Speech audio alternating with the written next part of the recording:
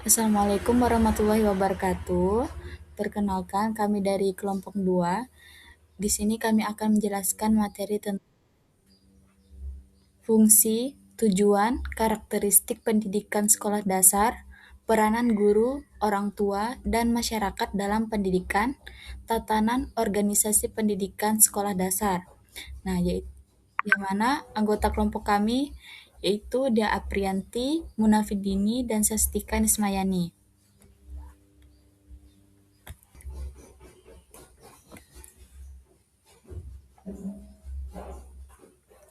Perkenalkan, nama saya Daprianti. Di sini saya akan menjelaskan tentang fungsi, tujuan, dan karakteristik pendidikan sekolah dasar.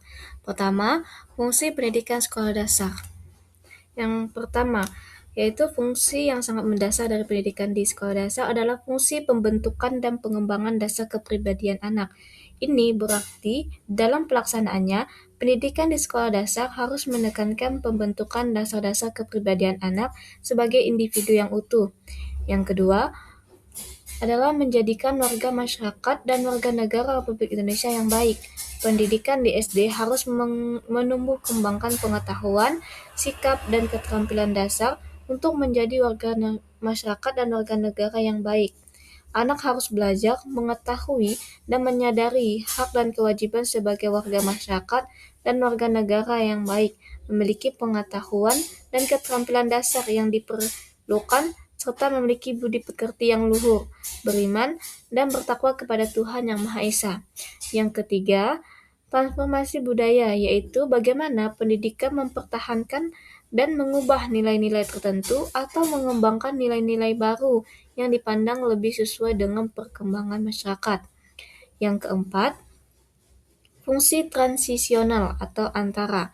Sejak dilaksanakannya wajib belajar pendidikan dasar 9 tahun, fungsi pendidikan sekolah dasar telah mengalami perubahan yang mendasar. Pendidikan SD tidak menjalankan fungsi terminal, melainkan menjalankan fungsi transisional. Artinya, bagi anak usia sekolah 6-13 tahun, menamatkan pendidikan di sekolah dasar bukan lagi sebagai kondisi akhir dari pendidikan formal yang diharapkan, melainkan sebagai tujuan, karena setelah itu semua pihak harus membantu individu tamatan SD untuk melanjutkan pendidikan di SMP maupun di MTS. Selanjutnya, tujuan pendidikan sekolah dasar. Yang pertama, memberi bekal kemampuan membaca, menulis, dan berhitung. Kemampuan membaca, menulis, dan berhitung atau disebut dengan kalistung merupakan tujuan pertama dan utama, sering disebut juga sebagai tujuan yang paling fundamental karena sifatnya sangat menentukan baik tidaknya kemampuan lain.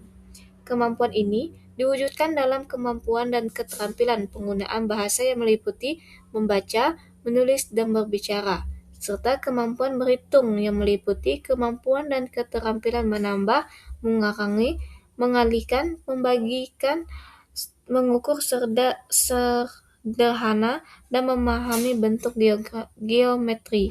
Semua kemampuan ini sangat berguna dan dapat diterapkan oleh mahasiswa dalam kehidupan sehari-hari mereka. Yang kedua, memberikan kemampuan dan keterampilan dasar seperti intelektual, sosial, moral, dan emosional yang bermanfaat bagi kehidupan siswa sesuai dengan tingkat perkembangannya. Kemampuan dan keterampilan dasar yang bermanfaat bagi kehidupan siswa sesuai dengan tingkat perkembangan anak sekolah dasar sangat banyak aspek dan dimensinya, meliputi kemampuan dan keterampilan intelektual, sosial, moral, spiritual, dan personal. Yang ketiga, mempersiapkan anak untuk mengikuti pendidikan di SMP atau MTS. Kegiatan untuk mencapai tujuan ketiga ini tidak dapat dipisahkan dengan upaya pencapaian kedua tujuan sebelumnya. Banyak upaya yang dapat dilakukan oleh guru, antara lain memberikan informasi lisan maupun tertulis kepada siswa kelas 6, mengadakan diskusi dengan alumni SD, dan mengadakan kunjungan ke SLTP terdekat. Selanjutnya adalah karakteristik pendidikan sekolah dasar. Yang pertama, belajar dan pembelajaran bermakna. Belajar bermakna atau meaningful learning merupakan suatu proses dikaitkannya informasi baru pada konsep-konsep relevan yang terdapat dalam struktur kognitif seseorang. Kebermaknaan belajar sebagai hasil dari peristiwa mengajar ditandai oleh terjadinya hubungan antara aspek-aspek, konsep-konsep, informasi atau situasi baru dengan komponen-komponen yang relevan di dalam struktur kognitif peserta didik. Yang kedua, pembelajaran tematik, yaitu pembelajaran terpadu menggunakan tema yang untuk mengaitkan beberapa mata pelajaran sehingga dapat pengalaman memberikan bermakna peserta didik. Saya Sastika Nismayani. Di sini saya akan menjelaskan peranan guru, orang tua, dan masyarakat dalam pendidikan. Nah, peranan guru. Pada peranan guru itu terbagi menjadi 6, yaitu yang pertama sebagai pendidik, sebagai pengajar, sebagai pembimbing, sebagai motivator, sebagai teladan, dan juga sebagai evaluator. Nah, untuk yang pertama, sebagai pendidik. Sebagai pendidik, guru itu bertugas untuk menanamkan nilai-nilai moral dan juga etika serta sikap yang baik kepada peserta didik. Nah, guru itu membantu siswa memahami nilai-nilai kehidupan seperti kejujuran, tanggung jawab, disiplin, dan kerjasama. Dengan melalui pendidikan karakter yang diberikan oleh guru, siswa diharapkan dapat menjadi pribadi yang baik dan bertanggung jawab. Peran yang kedua itu guru sebagai pengajar. Peranan guru sebagai pengajar berkaitan dengan kegiatan menyampaikan materi pelajaran kepada siswa. Nah, guru itu harus mampu menjelaskan materi pembelajaran dengan cara yang mudah dipahami oleh siswa. Selain itu, guru juga harus mampu menggunakan berbagai metode pembelajaran agar proses belajar menjadi menarik dan juga efektif. Lalu peran yang ketiga itu sebagai pembimbing. Nah, maksudnya itu guru berperan sebagai pembimbing yang bertugas membantu siswa dalam mengembangkan potensi yang dimiliki oleh setiap siswa. Karena setiap siswa itu kan pasti memiliki kemampuan, minat, dan juga bakat yang berbeda. Oleh karena itu, guru perlu memberikan bimbingan agar siswa dapat mengembangkan potensi tersebut secara maksimal. Lalu, yang keempat itu sebagai motivator. Maksudnya, guru memiliki peranan penting dalam memberikan motivasi kepada siswa. Karena motivasi itu sangat diperlukan agar siswa itu memiliki semangat dan keinginan untuk belajar. Nah, guru dapat memberikan dorongan kepada siswa itu melalui penghargaan, pujian, ataupun dukungan moral. Dan yang kelima itu guru sebagai teladan. Maksudnya, guru juga berperan sebagai teladan bagi siswa. Nah, dikarenakan perilaku guru itu di sekolah akan menjadi contoh bagi siswa dalam kehidupan sehari-hari. Oleh karena itu, guru harus menunjukkan sikap yang baik seperti disiplin, jujur, bertanggung jawab, dan sebagainya. Lalu, peran yang terakhir yaitu sebagai evaluator. Maksudnya, guru bertugas melakukan penilaian terhadap hasil belajar siswa. Penilaian ini bertujuan untuk mengetahui sejauh mana pemahaman dan perkembangan kemampuan siswa. Nah, hasil evaluasi juga dapat digunakan oleh guru untuk memperbaiki proses pembelajaran.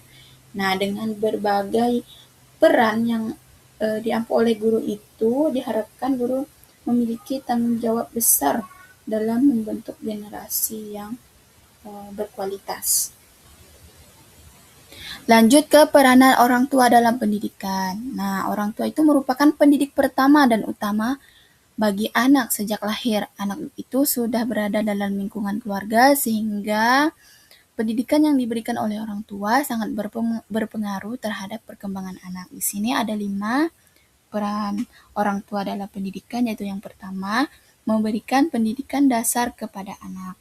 Maksudnya itu orang tua berperan dalam memberikan pendidikan dasar kepada anak seperti mengajarkan nilai agama, sopan santun, dan norma sosial. Lalu yang kedua itu membimbing kegiatan belajar anak.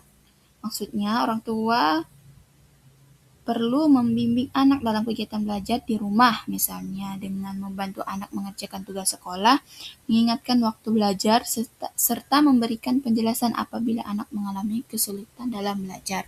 Lalu peran orang tua yang ketiga itu memberikan motivasi kepada anak.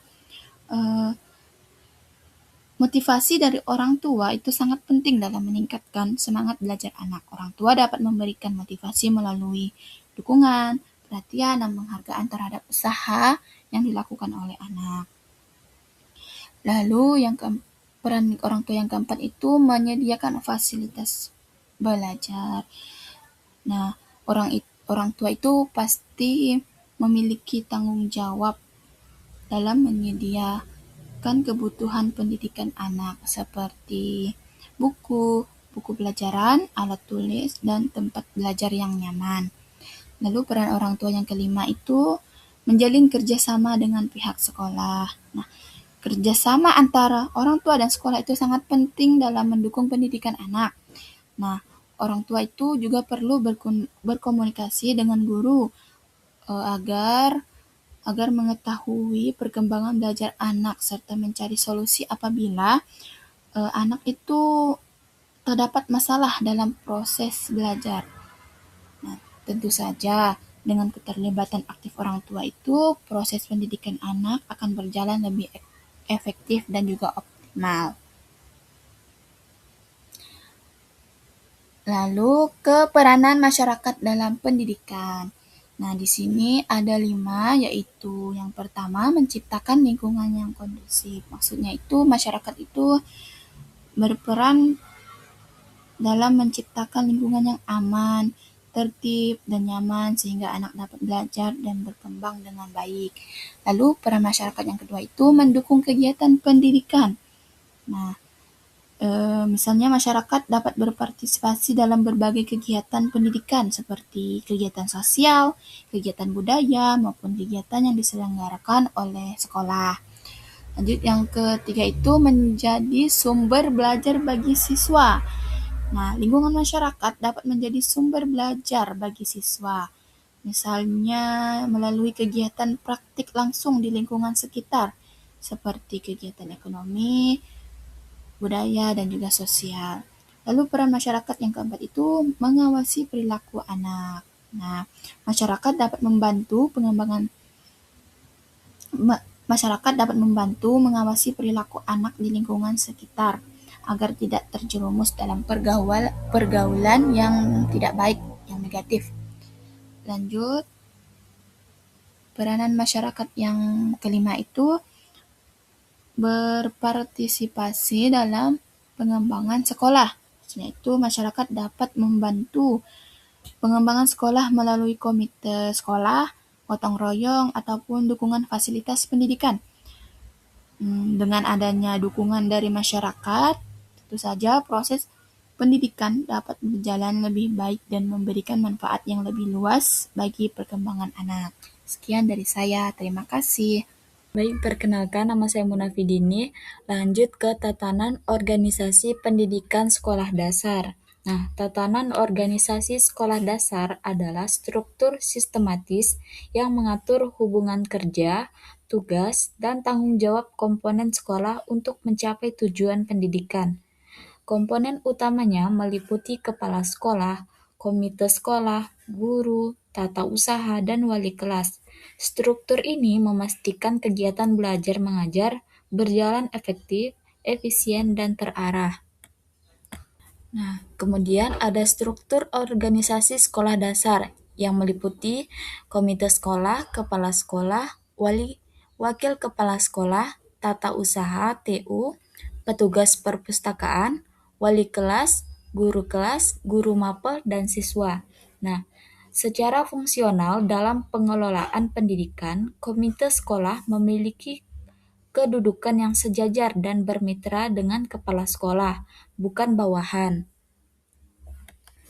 Kemudian ada kepala sekolah, yaitu pemimpin tertinggi, bertanggung jawab atas seluruh kegiatan sekolah, menyusun program kerja, supervisi belajar mengajar, administrasi, manajemen SDM, dan menjalin hubungan dengan masyarakat. Fungsinya yaitu edukator, manajer, administrator, supervisor, leader, inovator, dan motivator. Kemudian ada komite sekolah memberikan pertimbangan dukungan, finansial atau pemikiran, dan pengawasan terhadap kebijakan sekolah. Selanjutnya ada wakil kepala sekolah atau koordinator, membantu kepala sekolah dalam bidang kurikulum, kesiswaan, atau sarana prasarana. Kemudian ada guru, yaitu guru kelas dan mata pelajaran, melaksanakan pembelajaran, mengevaluasi hasil belajar, menyusun program pengajaran, dan mengembangkan kurikulum. Kemudian ada wali kelas, mengelola kelas, menangani administrasi kelas, absensi, rapor, dan memahami perkembangan siswa secara khusus. Kemudian ada tata usaha (TU), mengelola administrasi sekolah, surat menyurat, kearsipan, keuangan, dan data pokok pendidikan atau Dapodik. Kemudian ada pustakawan atau petugas kepustakaan, yaitu mengatur pelayanan perpustakaan dan pengadaan buku atau media belajar. Dan yang terakhir yaitu siswa, yaitu mengikuti kegiatan pembelajaran dan mematuhi tata tertib sekolah. Jadi kesimpulannya yaitu pendidikan sekolah dasar berfungsi membentuk kepribadian dan kemampuan dasar siswa, bertujuan membekali keterampilan dasar serta kesiapan melanjutkan pendidikan dengan pembelajaran yang bermakna. Keberhasilannya didukung oleh peran guru, orang tua, masyarakat, dan organisasi sekolah yang terstruktur. Sekian, terima kasih.